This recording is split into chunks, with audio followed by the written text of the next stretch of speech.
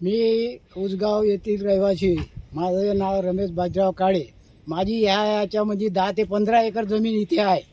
ज्या वेळेस कंपनीने हेरिंगसाठी बोलावले होते तेव्हा आम्ही तिथे गेलो.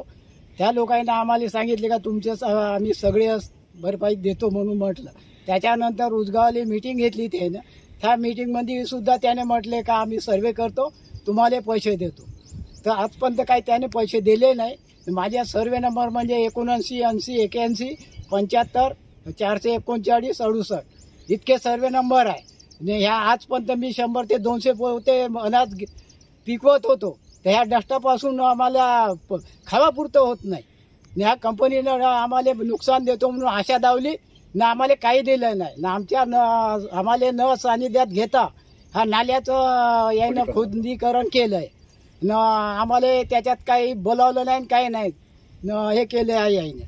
तर नुकसान आम्हाला म्हणजे याच्या डस्टामुळे आणि येणाऱ्या नाल्याच्या पाण्यामुळे होत आहे. ती त्याच्याकरता आम्ही या कंपनीनं आम्हाला डस्टाची नुकसान द्यावं तर आपले समोरचे कामं चालू करावं.